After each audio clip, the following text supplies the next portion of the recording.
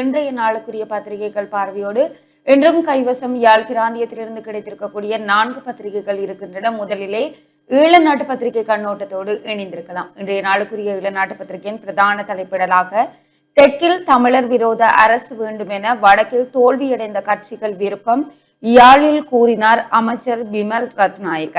தெற்கில் தமிழர் விரோத அரசொன்று இருக்க வேண்டும் என்பதையே வடக்கில் தோல்வி அடைந்துள்ள கட்சிகள் விரும்புகின்றன. நாம் அவ்வாறு செயற்பட மாட்டோம். எம்மிடம் இனவாதம் கிடையாது. தேசிய மக்கள் சக்தி என்பது இலங்கை மக்களுக்கான கட்சியாகும் என்று அமைச்சர் பிமல் ரத்நாயக்க தெரிவித்திருக்கின்றார். போக்குவரத்து, நெடுஞ்சாலைகள் மற்றும் நகர அபிவிருத்தி அமைச்சின் ஊடாக 984.73 மில்லியன் ரூபாய் மதிப்பில் குறிகட்டுவான் இறங்குதுறை புனரமைப்பின் 2வது கட்ட பணிகள் நேற்று ஆரம்பிக்கப்பட்டன. அமைச்சர் பிமல் ரத்நாயக்க தலைமையில் ஆரம்பிக்கப்பட்ட இந்த திட்டம் 2027 அக்டோபர் 26ஆம் தேதிக்குள் முழுமையாக நிறைவு செய்ய திட்டமிடப்பட்டுள்ளது. முதற்கட்டமாக குறிகட்டுவான் இறங்குதுறையை இணைக்கும் வீதி பணிகளும் நிறைவு பெறும் நிலையில் இருக்கின்றன. இந்நிகழ்வில் கலந்து கொண்டு உரையாற்றிய அமைச்சர் மேலும் தெரிவித்ததாவது, நெடுந்தீவில் 1400 குடும்பங்கள் வாழ்கின்றன. சுற்றுலாத்துறை மற்றும் மீன்பிடித்துறைக்கு இங்கு நிறைய இடம் இருக்கின்றது. எனவே அப்பகுதியை அபிவிருத்தி செய்ய வேண்டியது கட்டாய தேவையாகும். போக்குவரத்து பிரச்சனை தான் இப்பகுதிக்கு பெரும் பிரச்சனையாகும். இதனால் பாடசாலையை கூட உரிய நேரத்துக்கு ஆரம்பிக்க முடியாத சூழ்நிலை காணப்படுகிறது. அப்பகுதியில் உள்ள அரசு அலுவலகங்கள் கூட 3 மணிக்கு மூடப்படுகின்றன. நெடுந்தீவு இலங்கை படத்தில் இருந்தாலும் இலங்கையின் ஏனைய பகுதிகளுக்கு கிடைக்கும் வாய்ப்புகள் இங்கு கிடைக்கவில்லை. போக்குவரத்து பிரச்சனையே நெடுந்தீவின் களத்தை நெறித்துள்ளது எனலாம் என அவர் குறிப்பிட்டிருப்பதாகவும் இன்றைய நாளுக்குரிய ஈழநாட்டு பத்திரிகையின் பிரதான தலைப்பிடல் பிரசுரமாகி இருக்கிறது. தொடர்ச்சியாக ஏனைய முற்பக்க செய்திகளுக்குள் யாழில் அமைச்சரின் கூட்டத்தில் ஊடகவியலாளர்கள் வெளியேற்றம் என்ற தலைப்பிடலோடு ஒரு கட்டமிடப்பட்ட செய்தி பிரசுரமாகி இருக்கிறது. அந்த செய்தியின் விரிவாக்கத்தை பார்க்கையில், அமைச்சர் பிமல் ரத்நாயக்க தலைமையில் யாழ்ப்பாணம் மாவட்ட செயலகத்தில் நேற்று புதன்கிழமை இடம்பெற்ற கூட்டத்தில் செய்தி சேகரிக்க முடியாது என தெரிவித்து ஊடகவியலாளர்கள் வெளியேற்றப்பட்டனர். போக்குவரத்து, நெடுஞ்சாலைகள் மற்றும் நகர அபிவிருத்தி அமைச்சர் பிமல் ரத்நாயக்க யாழ்ப்பாணத்திற்கு விஜயம் செய்து பல்வேறு அரச நிகழ்வுகளில் பங்கேற்றார். இதன் ஒரு அங்கமாக யாழ்ப்பாண நகர திட்டம் பற்றிய கலந்துரையாடல், பாராளுமன்ற உறுப்பினர்கள், யாழ்ப்பாண மாவட்ட செயலாளர், யாழ்ப்பாண மாநகர முதல்வர், துறை சார்ந்த அதிகாரிகள் பலரின் பங்கேற்புடன் யாழ் மாவட்ட செயலகத்தில் நடைபெற்றது. இதன் போது செய்தி சேகரிப்பதற்காக போக்குவரத்து, நெடுஞ்சாலைகள் மற்றும் நகர அபிவிருத்தி அமைச்சரின் ஒருங்கிணைப்பாளரால் ஊடகவியலாளர்களுக்கு அழைப்பு விடுக்கப்பட்டிருந்தது. அதன்படி செய்தி சேகரிக்க சென்ற ஊடகவியலாளர்களை கலந்துரையாடல் ஆரம்பிக்க முன்னர் காணொலிகளை பதிவு செய்த நிலையில் கூட்டத்தில் ஊடகவியலாளர்கள் இருக்க முடியாது எனவும் கலந்துரையாடல் முடிந்த பின்னர் வருமாறும் மாவட்ட செயலக ஊடக பிரிவு உத்தியோகத்தினால் அறிவுறுத்தப்பட்டிருக்கின்றது. கலந்துரையாடல் தொடர்பாக அழைப்பு விடுக்கப்பட்டே ஊடகவியலாளர்கள் பங்கேற்றமை தொடர்பாக குறித்த உத்தியோகத்திற்கு தெளிவுபடுத்தப்பட்ட போதும் ஏனைய நிகழ்வுகளுக்கு அழைப்பு விடுக்கப்பட்டது எனவும் இதில் இருக்க முடியாது என தெரிவிக்கப்பட்ட நிலையில் ஊடகவியலாளர்கள் கலந்துரையாடல் அறையில் இருந்து வெளியேறினார்கள். மாற்றம், வெளிப்படைத்தன்மை தொடர்பாக அதிகம் வலியுறுத்தும் தற்போதைய அரசாங்கத்தின் அமைச்சர் பங்கேற்ற கூட்டத்தின் ஊடகவியலாளர் இருக்கவே முடியாது என தெரிவிக்கப்பட்டமை ஊடகவியலாளர்கள் மத்தியில் பெரும் அதிருப்தியை ஏற்படுத்தி இருக்கின்றது என்று அந்த செய்தி பிரசுரமாக இருக்கிறது. தொடர்ச்சியாக செய்திகளுக்குள் வீதி அபிவிருத்தி அதிகார சபை வடிவமைப்பு அலுவலகம் யாழில். வீதி அபிவிருத்தி அதிகாரி சபையின் வடக்கு மாகாண வடிவமைப்பு அலுவலகம் நேற்று யாழ்ப்பாணம் குருநகர் பகுதியில் திறந்து வைக்கப்பட்டது என்ற அந்த செய்தியோடு, தமிழக தேர்தல் இன்று. தமிழகத்தின் அரசியல் எதிர்காலத்தை தீர்மானிக்கும் சட்டசபை தேர்தல் இன்று காலை 7 மணி முதல் நடைபெறவுள்ளது. திமுக, அதிமுக, தவேக மற்றும் நாம் தமிழர் கட்சி என 4 முனை போட்டி நிலவும் இந்த தேர்தலில் சுமார் 5.73 கோடி வாக்காளர்கள் தங்கள் ஜனநாயக கடமையை ஆற்ற இருக்கின்றனர். கடும் கோடை வெப்பத்தையும் பொருட்படுத்தாது கடந்த சில வாரங்களாக தமிழகம் முழுவதும் அனல் பறக்கும் பிரசாரம் நடைபெற்றது என்று அந்த செய்தி பிரசுரமாக இருக்கிறது. தொடர்ச்சியாக உரும்பராய் விபத்தில் தந்தையும் மகனும் பலி, நள்ளிரவு வேளை துயர சம்பவம். நள்ளிரவு வேளை உறவினரை வைத்தியசாலையில் பார்த்துவிட்டு வந்த தந்தையும் மகனும் மோட்டார் சைக்கிள் விபத்தில் பலியான துயர சம்பவம் உரும்பராயில் இடம்பெற்றிருக்கிறது. யாழ்ப்பாணம் திருநெல்வேலி பகுதியில் உள்ள தனியார் வைத்தியசாலையில் உறவினர் ஒருவர் சிகிச்சை பெற்று வரும் நிலையில் அவரை பார்வையிடுவதற்காக தந்தையும் மகனும் சென்றிருக்கின்றனர். பின்னர் அவர்கள் இருவரும் நள்ளிரவு வேளை திருநெல்வேலியிலிருந்து பலாலி பக்கமாக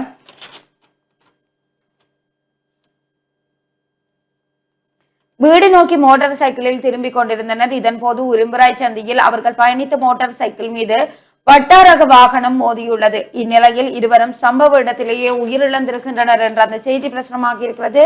தொடர்ச்சியாக யாழ்ப்பாணம் வவுனியா நகரங்களை இவ்வருடம் அபிவிருத்தி செய்ய திட்டம், அமைச்சர் விமல் தலைமையில் கலந்துரையாடல் என்ற தலைப்பிடலோடு ஒரு புகைப்படம் தாங்கிய செய்தியும், பௌத்த மயமாக்களை கண்டித்து வவுனியாவில் நேற்று போராட்டம் என்ற தலைப்பிடலோடு இன்னொரு புகைப்படம் தாங்கிய செய்தியும், இந்திய துணை ஜனாதிபதியின் சந்திப்பை தமிழ் தரப்பு சரியாக பயன்படுத்தவில்லை, டக்ளஸ் தேவானந்தா குற்றச்சாட்டு போன்ற செய்திகளும் இன்றைய நாளுக்குரிய ஈழநாட்டு பத்திரிகையின் முற்பக்க செய்திகளாக பிரசுரமாக இருக்கிறது. தொடர்ச்சியாக உட்பக்க செய்திகளுக்குள் சர்ச்சைக்குரிய நிலக்கரி இறக்குமதி கணக்காய்வாளர் நாயகம் சமர்ப்பித்த அறிக்கையை முற்றாக ஏற்க முடியாது, அமைச்சர் வசந்த சமரசிங்க கூறுகின்றார்.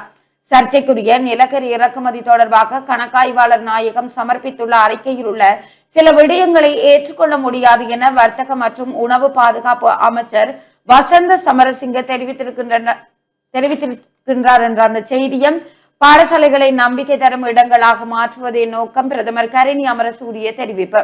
பாடசாலைகளுக்குள் சிறந்த உள சமூக சூழலை உருவாக்குவதற்கு கல்வித்துறையின் அனைத்து அதிகாரிகளும் மிகுந்த பொறுப்புடன் செயற்பட வேண்டும் என்றும், பாடசாலையை பிள்ளைக்கும் பாசத்தையும் பாதுகாப்பையும் வழங்கும் நம்பிக்கைக்குரிய இடமாக மாற்றுவதே தமது நோக்கமாகும் என்று கல்வி, உயர்கல்வி மற்றும் தொழிற்கல்வி அமைச்சரும் பிரதமருமான கரணி அமரசூரிய தெரிவித்திருக்கின்றார் என்ற அந்த செய்தியும், நுண்ணிதி நிறுவனங்களில் அரசு தரப்பினர் முதலீடா, நிகால் அபேசிங்க விளக்கம் என்ற தலைப்பிடலோடு ஒரு செய்தியும், பாடசாலை உணவு விநியோகஸ்தர்களுக்கான கொடுப்பனவை திருத்தம் செய்ய முடியாது, கல்வி அமைச்சர் அறிவிப்பு. உணவுப் பொருட்கள், எரிபொருள் மற்றும் எரிவாயு ஆகியவற்றின் விலைகள் அதிகரித்துள்ள போதிலும் பாடசாலை மதிய உணவு விநியோகஸ்தர்களுக்கான கொடுப்பனவு விகிதங்களை தற்போது திருத்தம் செய்ய முடியாது என கல்வி அமைச்சர் அறிவித்திருக்கின்றது என்ற அந்த செய்தியோடு, பாராளுமன்ற சிரேஷ்ட அதிகாரிக்கு வழங்கிய இடமாற்றத்தை ரத்து செய்க லஞ்ச ஊழல் ஒழிப்பு ஆணைக்குழு உத்தரவு என்ற தலைப்பிடலோடு இன்னொரு செய்தியும் பிரசுரமாக இருக்கிறது. தொடர்ச்சியாக இன்றைய நாளுக்குரிய ஈழநாட்டு பத்திரிகை ஆசிரியர் தலையங்கமாக பெருவாரியான தமிழ் கட்சிகள் பற்றிய ராதாகிருஷ்ணனின் விசனம். இந்திய துணை ஜனாதிபதி CP ராதாகிருஷ்ணன் வடக்கு கிழக்கு தமிழ் அரசியல் கட்சிகளின் தலைவர்களை சந்தித்த போது அவர் தங்களிடம் கூறிய கவனத்தை ஈர்க்கும் வேண்டுகோள் ஒன்றை பற்றி தமிழரசு கட்சியின் தலைவர் CVK சிவஞானம் யாழ்ப்பாணத்தில் செவ்வாய்க்கிழமை ஊடகவியலாளர்களிடம் தெரிவித்தார்.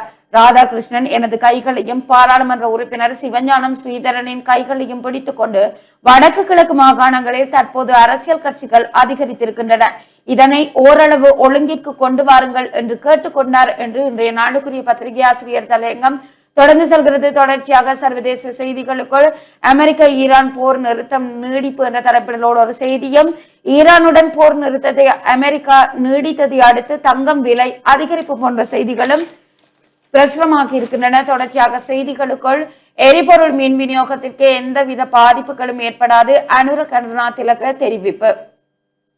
நிலக்கரி இறக்குமதி தொடர்பில் ஏதேனும் தகவல்கள் காணப்படுமாயின் பூரண அதிகாரமிக்க ஜனாதிபதி விசாரணை ஆணைக்குழுவில் எதிர்கட்சியினர் முறைப்பாடு அளிக்க முடியும். எரிபொருள் மற்றும் மின் விநியோகத்திற்கு எதிராக எந்தவித பாதிப்புகளும் ஏற்படாது என்று பலுசக்தி துறைமுகங்கள் மற்றும் சிவில் விமான சேவைகள் அமைச்சர் அனுர கருணாதிலக தெரிவித்திருக்கின்றார் என்ற அந்த செய்தியோடு, மன்னார் தொடக்கம் கொழும்பு வரையிலான கடல் பிராந்தியங்களில் இடியுடன் கூடிய மழைக்கு வாய்ப்பு என்ற தலைப்பிடலோடு ஒரு காலநிலை சம்பந்தப்பட்ட செய்தியும் இங்கே பிரசுரமாக இருக்கிறது. தொடர்ச்சியாக குண்டு தாக்குதல் நடாத்த திட்டம் பரவும் செய்திகள் பொய்யானவை, போலீஸ் ஊடக பேச்சாளர் தெரிவிப்பு.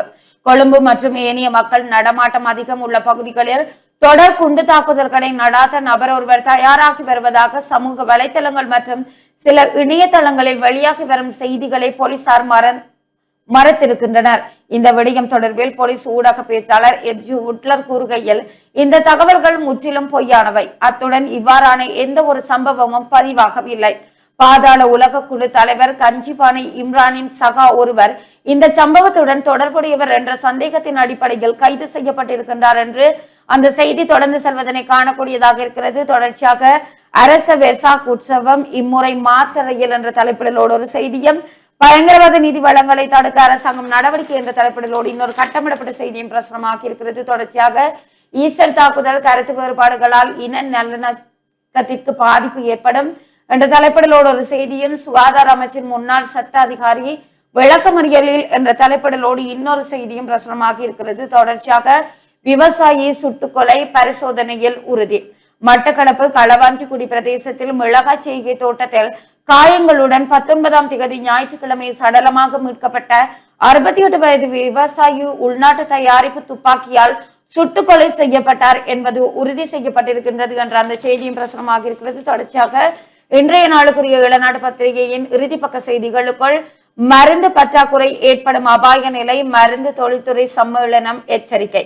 இலங்கையில் மருந்து விநியோக சங்கிலியில் அதிகரித்து வரும் அழுத்தம் காரணமாக அத்தியாவசிய மற்றும் உயிர்காக்கும் மருந்துகளை தடையின்றி அணுகுவதை உறுதி செய்யும் நாட்டின் திறன் பாதிக்கப்படக்கூடும் என இலங்கை மருந்து தொழில்துறை சம்மேளனம் எச்சரித்திருக்கின்றது என்ற அந்த செய்தியோடு தீவக மக்கள் நல்ல மாற்றங்களை மிக விரைவில் அனுபவிப்பார்கள், வடக்கு மாகாண ஆளுநர் தெரிவிப்பு போன்ற செய்திகளும் இன்றைய நாளுக்குரிய இளநாட்டு பத்திரிகையினுடைய முக்கிய செய்திகளாக பிரசுரமாகி இருக்கின்றன. தொடர்ச்சியாக வலம்புரி பத்திரிகை கண்ணோட்டத்தோடு இணைந்திருக்கலாம்.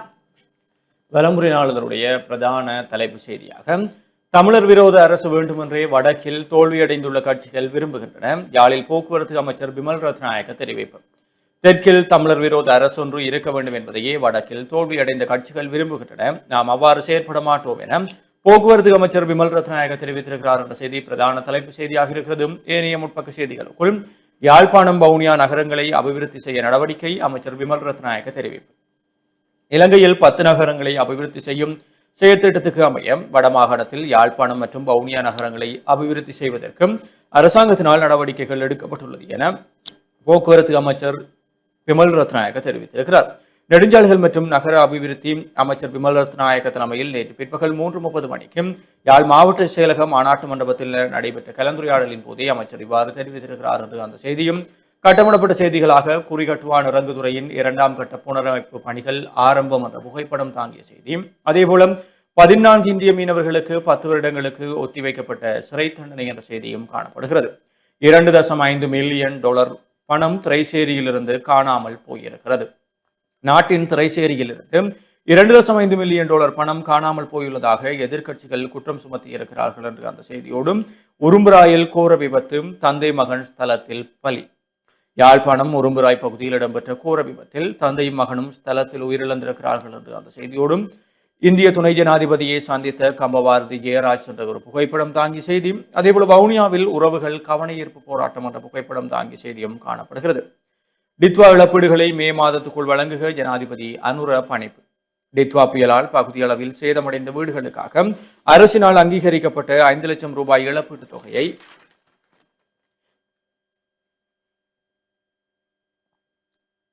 மிக சிக்கலான சந்தர்ப்பங்களை தவிர ஏனைய அனைத்து பயனாளிகளுக்கும் மே மாத இறுதிக்குள் வழங்கி முடிக்குமாறு ஜனாதிபதி அனுரகுமார் திசாநாயக்க பணிப்புரை விடுத்திருக்கிறார். டித்வா புயலினால் பகுதி அளவிலும் முழுமையாகவும் சேதமடைந்த வீடுகளில் வசித்தவர்களுக்கு இழப்பீடு வழங்குதல் மற்றும் புதிய வீடுகளை கையளிக்கும் பணிகள் தொடர்பாக நேற்று முற்பகல் ஜனாதிபதி அலுவலகத்தில் நடைபெற்ற முன்னேற்ற மீளாய்வு கலந்துரையாடலின் போதே ஜனாதிபதி இவ்வாறு தெரிவித்திருக்கிறார் என்ற செய்தியோடும் திருமலையில் பஸ் விபத்து 23 பேர் படுகாயம் என்ற செய்திகளும் வலம்புரி நாளிதழுடைய முற்பக்க செய்திகளாக இருக்கிறது. தொடர்ச்சியாக நாளிதழினுடைய உட்பக்க செய்திகளுக்குள் எரிபொருள் மின் விநியோகத்துக்கு எந்தவித பாதிப்பும் ஏற்படாது அரசாங்கம் அறிவிப்பு.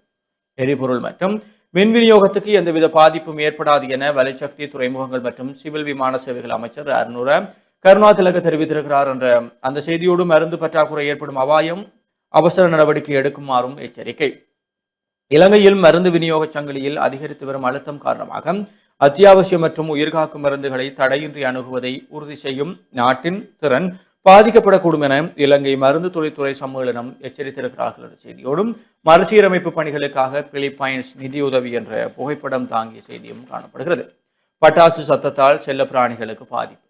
தமிழ் மற்றும் சிங்கள புத்தாண்டு பண்டிகை கொண்டாட்டங்களின் போதும் பட்டாசு மற்றும் பான வேடிக்கைகளால் 10,000க்கும் மேற்பட்ட பூனைகளும் நாய்களும் செவித்திறன் பாதிப்பு மற்றும் திசை அறியாமைக்கு ஆளாகியுள்ளதாக விலங்கு இனத்தொகை மனிதாபிமான முகாமைத்துவத்துக்கான கால்நடை வைத்தியர்கள் சங்கத்தின் ஆலோசகர் வைத்தியர் சமித் நாணயக்காரர் தெரிவித்திருக்கிறார் என்று அந்த செய்தியோடும் வலம்புரியினுடைய இன்றைய விளையாட்டு செய்திகளுக்குள் பந்து வீச்சில் மிரட்டிய இஸ்ஸான் மலிங்க சன்ரைசர்ஸ் ஹைதராபாத் அதிரடி வெற்றி என்ற ஒரு செய்தி. அதே போல பாடசாலைகளுக்கு இடையிலான உதைபந்தாட்டம் யாழ் மகாயன கல்லூரி சாம்பியன் ஆகியது என்ற செய்திகளும் விளையாட்டு செய்திகளாக இருக்கிறது. தொடர்ச்சியாக உள்நாட்டு செய்திகளுக்குள் பொருளாதார நெருக்கடியை எதிர்நோக்கும் இலங்கை எச்சரிக்கும் நிபுணர்கள். இலங்கை பொருளாதார வளர்ச்சியை வெளிப்புற அதிர்ச்சிகள் மிக மோசமாக குறைக்கும் என கணிப்பிடப்பட்டிருக்கிறது என்று அந்த செய்தியோடும் டித்வா இழப்பீட்டு பணிகளை துரிதப்படுத்துமாறு பிரதமரும் வலியுறுத்துகின்ற செய்தியும் காணப்படுகிறது. அதேபோல குருவிச்சை ஆற்றினை மறித்து அணைக்கட்டு அமைத்து தாருங்கள் விவசாயிகள் கோரிக்கை. குருவிச்சை ஆற்றினை மறித்து அணைக்கட்டுரை அமைப்பதன் மூலம் சிறுபூக நெற்செய்கையினை அதிக அளவில் மேற்கொள்ள முடியும் என முல்லைத்தீவு ஒட்டுசுட்டான் பெரிய இத்திமடு கமக்காறு அமைப்பை சேர்ந்த விவசாயிகள் தெரிவித்திருக்கிறார்கள் என்ற செய்தி. அதேபோல இலங்கை கிரிக்கெட் நிறுவன தலைவரை பதவி விலகுமாறு உத்தரவு ஜனாதிபதி அனுர அதிரடி. இலங்கை கிரிக்கெட் நிறுவனத்தின் தலைவர் சமி சில்வாவை உடனடியாக பதவியிலிருந்து விலகுமாறு ஜனாதிபதி அனுரகுமார திசாநாயக்க உத்தரவிட்டுள்ளதாக தகவல்கள் வெளியாகி இருக்கின்றன. வீரர்களிடமிருந்தும் பல்வேறு தரப்பினர்களிடமிருந்தும் எழுந்த கடும் அழுத்தங்களுக்கு மத்தியில் ஜனாதிபதி இந்த தீர்மானத்தை எடுத்துள்ளதாக தெரிய வருகிறது. இதன்படி சமி சில்வாவிற்கு பதிலாக முன்னாள் கிரிக்கெட் வீரரும் பாராளுமன்ற உறுப்பினருமான இரான் விக்ரம ரத்ன தலைமையிலான புதிய இடைக்கால குழு ஒன்று நியமிக்கப்பட உள்ளதாகவும் குறிப்பிடப்படுகிறது என்று அந்த செய்தியோடு வெளிநாட்டு செய்திகளுக்குள் தமிழக சட்டமன்ற தேர்தல் என்று தமிழகத்தின் சட்டமன்ற தேர்தல் இன்று வியாழக்கிழமை பலத்த எதிர்பார்ப்புகளுக்கு மத்தியில் இடம்பெறவிருக்கிறது என்ற செய்தி. அதே போல ஈரானுடனான போர் நிறுத்தம் காலவரையின்றி நீடிப்பு ட்ரம்ப் அறிவிப்பு என்ற செய்தியும் ஹோர்முஸை கடக்க முயன்ற கப்பல் மீது ஈரான் துப்பாக்கி சூடு என்ற செய்திகளும் வெளிநாட்டு செய்திகளாக காணப்படுகிறது. தொடர்ச்சியாக யாழ்ப்பாணம் நல்லூர் கைலாச பிள்ளையார் கோவில் வருடாந்த மகோற்சவம் நேற்று புதன்கிழமை காலை 10 மணிக்கு கொடியேற்றத்துடன் ஆரம்பமாகியது. அது தொடர்பான புகைப்படங்களும் பிரசுரமாகி இருக்கிறதும். தொடர்ச்சியாக நைலயாதீனத்தின் 2வது குருமகா சன்னிதானம் ஸ்ரீலஸ்ரீ சோமசுந்தர பரமாச்சாரிய சுவாமிகளின் 1வது குருபூசை நேற்றைய தினம் நைலயாதீன மண்டபத்தில் நடைபெற்றது. ஆதீன அறக்கட்டளையின் செயலாளர் கலாநிதி ஆர் திருமுருகன் தலைமையில் நடைபெற்ற இந்த நிகழ்வில் சுவாமிகளின் திருவுருவச் சிலையை கம்பவாரதி ஜெயராஜ் திறந்து வைத்தார் என்றும் தொடர்பான புகைப்படங்களும் பிரசுரமாகி இருக்கிறதும். தொடர்ச்சியாக வலம்புரி நாளிதழுடைய இன்றைய ஆசிரியர் தலையங்கமாக சேர்ந்து வந்தவர்கள் ஒன்றுபட்டு நிற்பார்களா என்ற தலைப்பிலே ஆசிரியர் தலையங்கமும் உள்நாட்டு செய்திகளுக்குள் நிலக்கரி இறக்குமதியுடன் தொடர்புடைய நிறுவனங்களை அரசு பாதுகாக்கின்றது நாமல் எம்பி குற்றச்சாட்டு என்ற ஒரு செய்தி. ஈஸ்டர் தாக்குதல் சூழ்ச்சியாளர்களை சட்டத்தின் முன் நிறுத்துவோம் கோட்டை நீதிமன்றில் உறுதி. உயிர்த்த ஞாயிறு பயங்கரவாத தாக்குதலின் 8வது ஆண்டு நிறைவுக்கு முன்னர் அதனுடன் தொடர்புடைய அனைத்து சூழ்ச்சியாளர்களையும் சட்டத்தின் முன் நிறுத்துவதற்கான விசாரணைகள் முன்னெடுக்கப்பட்டு வருவதாக மேலதிக சொலிசிட்டர் ஜெனரல் திலீப பீரிஸ் நேற்று கோட்டை நீதவான் நீதிமன்றத்தில் தெரிவித்திருக்கிறார் என்ற செய்தியோடு பணவீக்கம் அதிகரிப்பு என்ற ஒரு கட்டமிடப்பட்ட செய்தியும் களத்துறையில் விபத்து இளைஞர் உயிரிழப்பு என்ற கட்டமிடப்பட்ட செய்தியும் காணப்படுகிறது. தொடர்ச்சியாக மின் கட்டண திருத்தம் பொது பயன்பாடுகள் ஆணைக்குழுவிற்கு மாத்திரமே அதிகாரம் பணிப்பாளர் சுட்டிக்காட்டு. மின்சார கட்டண முறையை தயாரிப்பதற்கும் அதற்கு அனுமதி வழங்குவதற்கும் இலங்கை பொது பயன்பாடுகள் ஆணைக்குழுவிற்கு மாத்திரமே அதிகாரம் உள்ளதாக அதன் தொடர்பாடல் பணிப்பாளர் ஜெயநாத் கேரத் தெரிவித்திருக்கிறார் என்ற ஒரு செய்தியோடும் அதிவேக நெடுஞ்சாலைகளிலும் தானியங்கி கட்டண முறை இந்த ஆண்டுக்குள் அமுலாகும் என்ற ஒரு கட்டமிடப்பட்ட செய்தியும் அரச வெசாக் திருவிழா மே 27ஆம் தேதியும் மாத்தறையில் என்ற செய்தியும் காணப்படுகிறது. இவைதான் வலம்புரி நாளிதழுடைய முதன்மை செய்திகளாக இருக்கிறது. தொடர்ச்சியாக உதய நாளிதழின் செய்திகளோடு இணைந்திருக்கலாம். இன்றைய நாளுக்குரிய உதயன் பத்திரிகையின் பிரதான தலைப்பிடலாக தமிழர் விரோத அரசாங்கமே தமிழ் கட்சிகளின் விருப்பம் இனவாதத்திற்கு இடமே இல்லை என்று அமைச்சர் விமல் ரத்நாயக்க தெரிவிப்பு. தெற்கில் தமிழர் விரோத அரசொன்று இருக்க வேண்டும் என்பதையே வடக்கில் தோல்வியடைந்துள்ள தமிழ் கட்சிகள் விரும்புகின்றன. நாம் அவ்வாறு செயற்பட மாட்டோம் என அமைச்சர் விமல் ரத்நாயக்க தெரிவித்தார் என்று இன்றைய நாளுக்குரிய பிரதான தலைப்பிடல் அமைந்திருக்கிறது. தொடர்ச்சியாக ஏனைய முற்பக்க செய்திகளுக்குள் மோட்டார் சைக்கிள் பட்டா விபத்து தந்தை மகன் பரிதாப சாவு உரும்புராய் பகுதியில் சோகம் என்ற தலைப்பிடலோடு ஒரு கட்டமிடப்பட்ட செய்தியும் தனியார் கடற்போக்குவரத்து நெடுந்தீவுக்கு நாளை ரத்து என்ற தலைப்பிடலோடு இன்னொரு கட்டமிடப்பட்ட செய்தியும் பிரசுரமாக இருக்கிறது. தொடர்ச்சியாக செய்திகளுக்குள் 4 முனை போட்டிக்குள் தமிழகத்தில் இன்று பேரவை தேர்தல் ஈழத்திலும் பரவலாக தாக்கம். பெரும் எதிர்பார்ப்புகள் மற்றும் பரபரப்புகளுக்கு மத்தியில் தமிழகத்தில் இன்று சட்டப்பேரவை தேர்தல் நடைபெற உள்ளது. 4 முனை போட்டி கொண்ட இந்த தேர்தல் அமைந்திருக்கின்றது. தமிழக சட்டப்பேரவை தேர்தலுக்கான பரப்புரை பணிகள் நேற்று முன்தினம் வரை இடம்பெற்றன. நேற்று முன்தினமும் நேற்றும் அமைதி காலம் கடைபிடிக்கப்பட்ட நிலையில் இன்றைய தினம் வாக்குப்பதிவுகள் இடம்பெற இருக்கின்றன. தேர்தலை முன்னிட்டு தமிழகத்தில் வரலாறு காணாத வகையில் பாதுகாப்பு ஏற்பாடுகள் பலப்படுத்தப்பட்டிருக்கின்றன. தமிழக சட்டப்பேரவை தேர்தல் இம்முறை 4 முனை போட்டி கொண்டதாக அமைந்திருக்கின்றது. திமுக தலைமையிலான கூட்டணி, அதிமுக தலைமையிலான கூட்டணி, நடிகர் விஜய் தலைமையிலான தமிழக வெற்றி கழகம், சீமான் தலைமையிலான நாம் தமிழர் கட்சி ஆகியவற்றுக்கு இடையில் இம்முறை கடும் போட்டி நிலவும் என்று நம்பப்படுகின்றது. மே மாதம் 4ஆம் தேதி தேர்தல் முடிவுகள் அறிவிக்கப்பட இருக்கின்றன. இம்முறை தேர்தலுக்கு பின்னரான கூட்டணி மூலமே தமிழகத்தில் ஆட்சி தீர்மானிக்கப்படும் என்று நிபுணர்கள் பலரும் கணித்திருக்கின்றனர். தேவைப்படின் விஜயுடன் பேச்சுவார்த்தை நடாத்தப்படும் என்று பாஜகவும் அதிமுகவும் ஏற்கனவே அறிவித்திருக்கின்றன. தமிழக சட்டப்பேரவை தேர்தல் தொடர்பான தாக்கம் இம்முறை ஈழத்திலும் கணிசமாக உணரப்பட்டுள்ளது. நாம் தமிழர் கட்சிக்கும் தமிழக வெற்றி கழகத்திற்கும் திமுகவுக்கும் ஆதரவாக யாழ்ப்பாணத்தின் பல பகுதிகளிலும் சுவரொட்டிகள் ஒட்டப்பட்டுள்ளமை குறிப்பிடத்தக்கது என்று அந்த செய்தி பிரசுரமாக இருக்கிறது. தொடர்ச்சியாக ஏனைய முற்பக்க செய்திகளுக்குள் குறிகாட்டுவான் இறங்குதுறையின் சீரமைப்பு பணி நேற்று ஆரம்பம் என்ற தலைப்பிடலோடு ஒரு செய்தியும், ராணுவம் போலீஸ் இணைந்து பருத்தித்துறை நகரில் கண்காணிப்பு உச்சம் என்ற தலைப்பிடலோடு இன்னொரு செய்தியும் பிரசுரமாக இருக்கிறது. தொடர்ச்சியாக காணாமல் ஆக்கப்பட்டவருக்கு அனுர அரசிலும் தீர்வில்லையா, வவுனியாவில் நேற்று போராட்டம். காணாமல் ஆக்கப்பட்டவருக்கு என்ன நடந்தது என்பதை தெளிவுபடுத்துமாறு வலியுறுத்தி வவுனியாவில் நேற்று போராட்டம் ஒன்று இடம்பெற்றிருக்கின்றது. காணாமல் ஆக்கப்பட்டோரின் உறவினர்களின் ஏற்பாட்டில் பொதுமக்கள் மற்றும் சிவில் அமைப்புகளின் பங்கு பெற்றலில் இந்த போராட்டம் இடம்பெற்றிருக்கின்றது. இலங்கையில் இதுவரை ஆட்சியில் இருந்த அரசாங்கங்களை போன்றவே ஜனாதிபதி அனுரவின் அரசாங்கமும் காணாமல் ஆக்கப்பட்டோரின் விடயத்தில் காத்திரமான நடவடிக்கைகளை எடுக்கவில்லை என போராட்டத்தில் ஈடுபட்ட மக்கள் குற்றம் சாட்டினார்கள் என்று அந்த செய்தி பிரசுரமாக இருக்கிறது. இவைதான் இன்றைய நாளுக்குரிய உதயன் பத்திரிகையினுடைய முற்பக்க செய்திகளாக இருக்கிறது. தொடர்ச்சியாக உட்பக்க செய்திகளுக்குள் மன்னாரில் அனுமதிக்கப்படாத உரம் கிருமி நாசினி விற்பனை விவசாயிகளுக்கு எச்சரிக்கை. மன்னார் மாவட்டத்தில் அனுமதிக்கப்படாத உரம் மற்றும் கிருமி நாசினிகள் மறைமுகமான முறையில் விற்பனை செய்யப்படுகின்றன. எனவே விவசாயிகள் கொள்வனவின் போது எச்சரிக்கையாக இருப்பதுடன் இதனை கட்டுப்படுத்த அதிகாரிகளும் கண்காணிப்பு நடவடிக்கைகளை மேற்கொள்ள வேண்டும் என்று மன்னார் மாவட்ட செயலர் கனகேஸ்வரன் தெரிவித்திருக்கின்றார் என்ற அந்த செய்தியோடு ஆடை விற்பனை நிலையம் தீக்கிரை என்ற தலைப்பிடலோடு ஒரு கட்டமிடப்பட்ட செய்தியும், கயிறெழுத்தல் போட்டியில் மயங்கிய இளைஞர் சாவு. புத்தாண்டு விழா ஒன்றில் தனது மனைவியுடன் இணைந்து போட்டிகளில் கலந்து கொண்டிருந்த இளைஞர் ஒருவர் திடீரென ஏற்பட்ட மாரடைப்பால் உயிரிழந்திருக்கின்றார். இந்த சம்பவம் புத்தளம் கொஸ்வத்த பகுதியில் நடந்துள்ளது. சந்துன தாரகா வயது 20 என்ற இளைஞரை இவ்வாறு உயிரிழந்திருக்கின்றார். புத்தாண்டு விளையாட்டு நிகழ்வின் போது நடைபெற்ற கயிறெழுத்தல் போட்டியில் அவர் பங்கேற்ற போது அதிகப்படியான உடல் உழைப்பு மற்றும் களைப்பு காரணமாக அவர் திடீரென மயங்கி விழுந்திருக்கின்றார். அங்கிருந்தவர்கள் அவரை உடனடியாக மருத்துவமனைக்கு கொண்டு சென்ற போதிலும் அவர் ஏற்கனவே உயிரிழந்து விட்டார் என தெரிவிக்கப்பட்டிருக்கின்றது என்ற அந்த செய்தி பிரசுரமாக இருக்கிறது. தொடர்ச்சியாக செய்திகளுக்குள் பயங்கரவாத நிதி வழங்கலை தடுப்பதற்கு அரசு நடவடிக்கை. பயங்கரவாதத்துக்கு நிதி வழங்குவதை தடுப்பதற்காக இலக்கு வைக்கப்பட்ட நிதி தடைகளை நடைமுறைப்படுத்துவது தேசிய பாதுகாப்பை பலப்படுத்துவதற்கான ஒரு முக்கியமான நடவடிக்கை என பாதுகாப்பு அமைச்சு தெரிவித்திருக்கின்றது என்ற அந்த செய்தியோடு தீவக கல்வி அலுவலகத்தில் கவனிப்பாரற்றுள்ள வாகனம். தீவக பாடசாலைகளை கண்காணிப்பதற்காக அதிகாரிகள் பயன்படுத்தும் கயஸ் ரக வாகனம் கடந்த 4 மாதங்களாக கவனிப்பாரற்றுள்ளது என்று தெரிவிக்கப்பட்டிருக்கின்றது என்ற அந்த செய்தியோடு அமைதி நடைபயணம் நேற்று காலை ஆரம்பம் என்ற தலைப்பிடலோடு ஒரு புகைப்படம் தாங்கிய செய்தியும் பிரசுரமாக இருக்கிறது. தொடர்ச்சியாக இன்றைய நாளுக்குரிய உதயன் பத்திரிகை ஆசிரியர் தலையங்கமாக புத்தாண்டில் நீர்க்கல்லறைகள் என்ற தலைப்பிடலோடு பத்திரிகை ஆசிரியர் தலையங்கம் இடம்பெற்றிருக்கிறது. தொடர்ச்சியாக செய்திகளுக்குள் எரிபொருள் மற்றும் மின்சாரத்தை தடையின்றி வழங்குவதை இலக்கு புதிய எரிசக்தி அமைச்சர் தெரிவிப்பு. மின்சாரம் மற்றும் எரிபொருள் விநியோகத்தை எவ்வித தடையுமின்றி தொடர்ச்சியாக வழங்குவதே அரசாங்கத்தின் முதன்மை இலக்கு என புதிய எரிசக்தி அமைச்சர்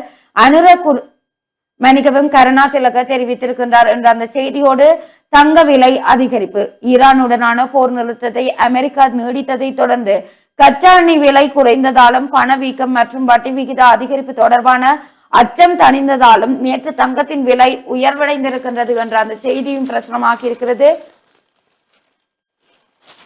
தொடர்ச்சியாக விளையாட்டு செய்திகளுக்குள் ஜடேஜாவின் சகலதுறை ஆட்டத்தால் லக்னோ சூப்பர் ஜெயின்ஸை சுருட்டியது ராஜஸ்தான் என்ற தலைப்பிடலோடு ஒரு செய்தியும், அல்லைப்பட்டி துப்பாக்கிச் சூடு விசாரணைகளை துரிதப்படுத்த போலீசாருக்கு மாற்று உத்தரவு. யாழ்ப்பாணம் வேலனை அல்லைப்பட்டி பகுதியில் போலீசார் நடத்திய துப்பாக்கிச் சூட்டில் 17 வயது சாரதி உயிரிழந்த விடயத்தில் விசாரணைகளை விரிவுபடுத்துமாறும் அது தொடர்பில் அறிக்கையை வழங்குமாறும் ஊர்காவல்துறை நீதிமன்றம் உத்தரவிட்டிருக்கின்றது. மத்திய குற்ற விசாரணை பணியகத்திற்கு விசாரணைகள் மாற்றப்பட்டுள்ள நிலையில் ஊர்காவல்துறை நீதவான் நீதிமன்றத்தில் நேற்றைய தினம் இந்த வழக்கு விசாரணைக்கு எடுக்கப்பட்டிருந்தது.